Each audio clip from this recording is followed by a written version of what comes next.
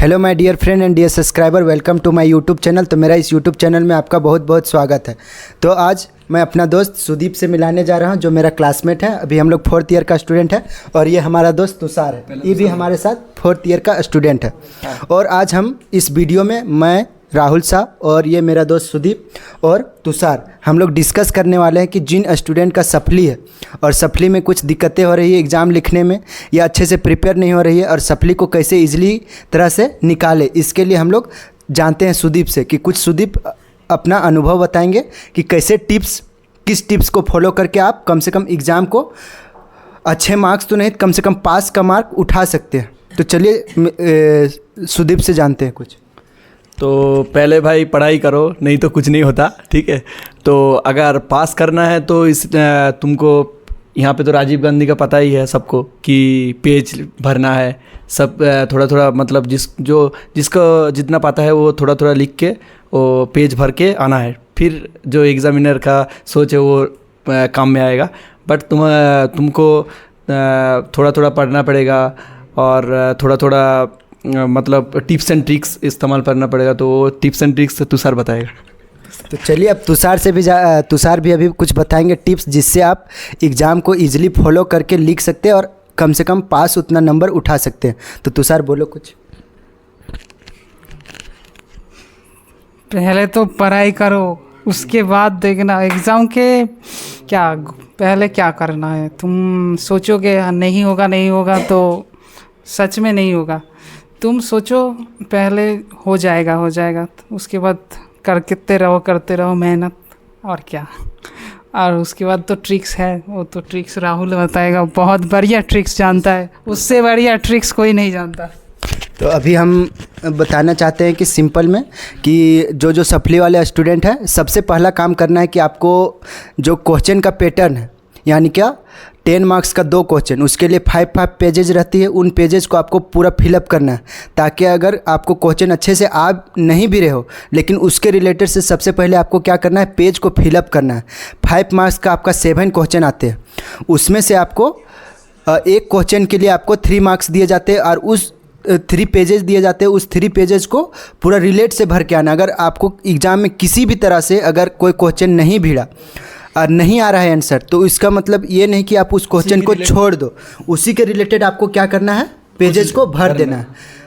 और क्या चाहिए, 2 मार्क्स का है आपका 10 क्वेश्चन आते हैं। हाँ। ये है ईयरली वाइज जिन स्टूडेंट का है, उसमें आपको 2 मार्क्स का कितने 10 क्वेश्चन आते हैं। उसमें भी आपको क्या करना है, सारे क्वेश्चन को अटेंड करना है। तो इस तरह से आप क्या कर सकते हैं, कम से कम अगर आपको क्वेश्चन का आंसर नहीं आ रहा है या कुछ क्वेश्चन का आंसर नहीं आ रहा है, तो आप उस जगह पे आप क्या कर सकते हैं, कम से कम आप पेज फिलअप कीजिए, उसको डायरेक्ट खाली नहीं छोड़ के आना है। उससे क्या होता है, एग्जामिनर का माइंड जो है इफेक्ट थोड़ा सा चेंज होता है और उसमें आपको कुछ ना कुछ नंबर मिल जाते हैं, और इस तरह जुड़ के आप एक पास नंबर उठा सकते हैं और आप ईजिली एग्ज़ाम को मतलब सप्ली को क्लियर कर सकते हैं। और भी मतलब ये पहले पढ़ो यार, फिर उसके बारे में मतलब चिंता करना कि पहले पढ़ जाओ, फिर उसके बारे में चिंता करना कि ऐसे ऐसे करेंगे तो 38 मार्क्स आ जाएगा, पास मार्क आ जाएगा। पहले पढ़ लो, नहीं पढ़ोगे ये और इसमें है कि आपको कम से कम एग्ज़ाम लिखने से पहले जितना जो ब्लूप्रिंट का क्वेश्चन है, सबको एक बार कुछ ना कुछ उसके बारे में थोड़ा सा आप नॉलेज लेके जाओ, बिना पढ़े मत जाओ। एकदम सही बात बोला राहुल ने। पहले तो 2 नंबर को बहुत अच्छे से पढ़ो, क्योंकि 2 नंबर तुम 10 में से कोई स्कोरिंग मतलब 18 नंबर भी वहाँ से उठा लेंगे तो इजी होगा तुमको पास करने में।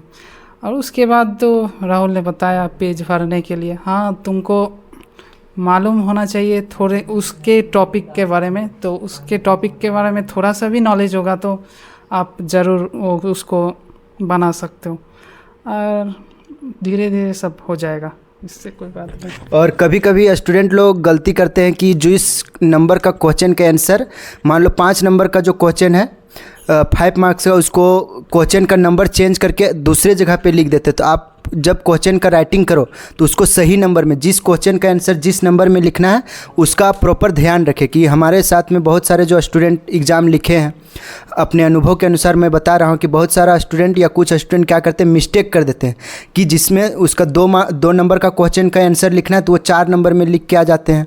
तो इस तरह का जो गलती है उसको पूरा केयरफुली ध्यान रखें, नहीं तो आपको जब एग्जामिनर नंबर देगा तो उसमें आपको है कि उस नंबर में आपको कटौती आ सकता है, मतलब उस नंबर का आप गलत जगह आंसर लिख के आओगे तो उसका प्रॉपर नंबर नहीं मिलेगा। तो इस चीज़ का भी आपको ध्यान रखना है। और एग्ज़ाम में है कि आपको एक एक नंबर का ध्यान रखना है, ताकि आपको क्या एक एक नंबर जुड़ के कम से कम आप पास नंबर उठा सकते हैं। राहुल जो बोला वो सही है।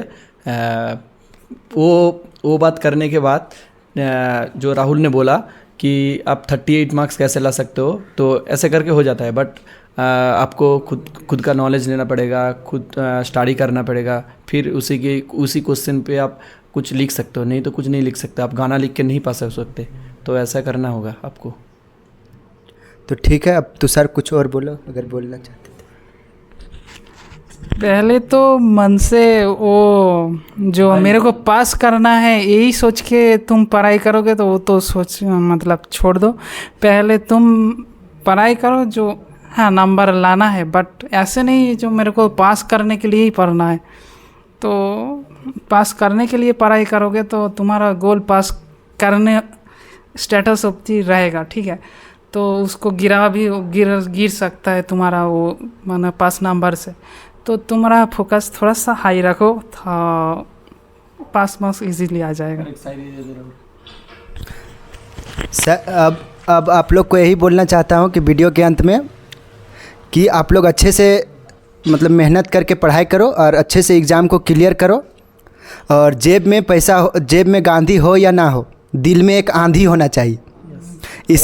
इसी के साथ हम आज का वीडियो में अगर सूरज की तरह चमकना है तो सूरज की तरह जलना भी पड़ेगा।